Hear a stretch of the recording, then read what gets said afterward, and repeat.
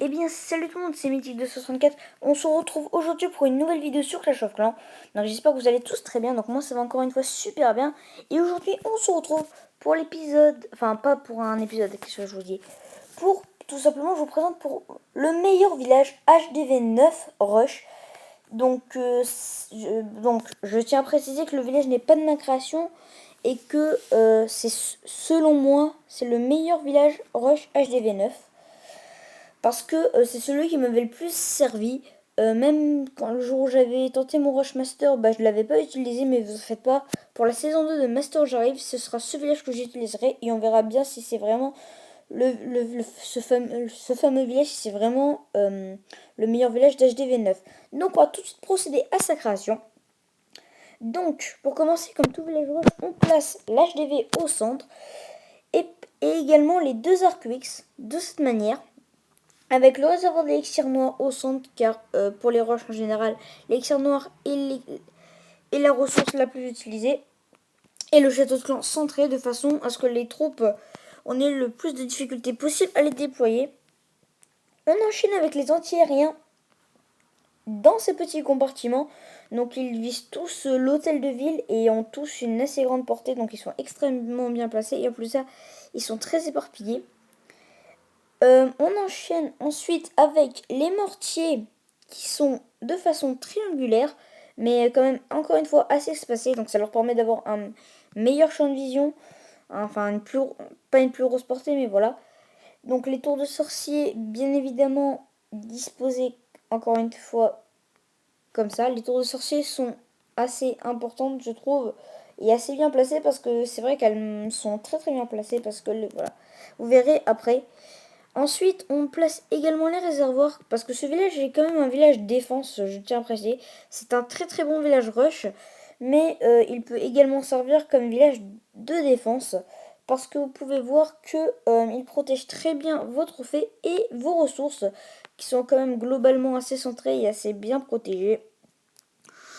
Donc voilà, donc ce village, franchement, moi je vous le reconseille vraiment beaucoup. Franchement, moi c'est vraiment un super village.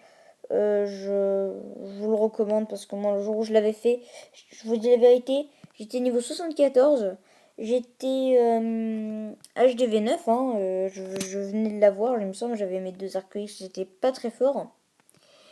Et un jour, comme ça, j'étais à 1800 trophées, je me suis dit, oui, bon, bref, ce village, je le trouve classe, je vais le faire. Et en une nuit, je suis montée de 1800 trophées à 2000. À 2000 combien? À 2200 trophées, vu que j'étais passé. Ouais, 2200 trophées pile, je m'en souviens, j'avais battu mon record de trophées. Donc j'étais très fière de moi. Mais malheureusement, bah voilà quoi, j'avais oublié de prendre des screenshots et quand j'ai dû me remettre à former, bah j'avais. Voilà quoi. Mais voilà, donc c'est vraiment pour vous dire que ce village m'avait énormément impressionné le jour où je l'avais fait. Et selon moi, ça doit être vraiment le meilleur village pour HDV9 car voilà, donc après ce qui s'était passé, franchement c'est un assez bon village je trouve. Donc voilà, donc ensuite on va parler un peu des nouvelles séries qui vont arriver sur la chaîne. Donc il va y avoir bien sûr la série où je n'ai pas posté la vidéo mais je vais bientôt la poster, qui va s'appeler les GDC. Donc je serai en compagnie de YOLO Gamer pour cette série. Et voilà, donc ça c'est la première des choses. Donc au passage, n'hésitez pas à aller voir la vidéo de la team Vanatica. Donc la vidéo projet des 100 abonnés. Donc qui pour l'instant, seules les deux premières parties ont été postées. Et pour le moment, elles plaisent assez. Donc au sujet des bâtiments pour ce village, bon là je les place un peu n'importe comment. Parce que je voudrais pas que la vidéo mette trop de temps. Parce qu'après je peux pas l'upload. Mais voilà quoi, c'est pour vous dire que les bâtiments, vous les placez à peu près comme vous voulez. Enfin, moi je les, moi je les place un petit peu, ouais, de façon un peu n'importe comment. Voilà quoi, enfin, il reste quelques remparts.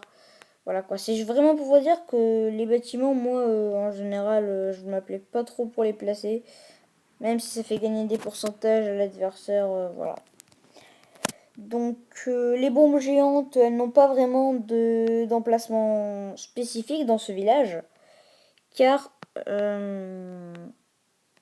car bah, je sais pas trop, bah, tout simplement les pièges n'ont pas vraiment. Ce qui est bien avec ce village, c'est que les pièges vous pouvez les placer n'importe où, ils n'ont pas de. C'est pas un village qui va dépendre des pièges. Mais voilà quoi, c'est déjà un très bon village qui fait anti-dragon et également anti-ballon.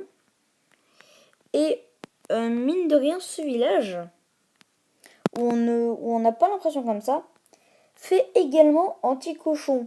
Donc je vais vous montrer ça dans une prochaine vidéo où je vous expliquerai vraiment les particularités de ce village.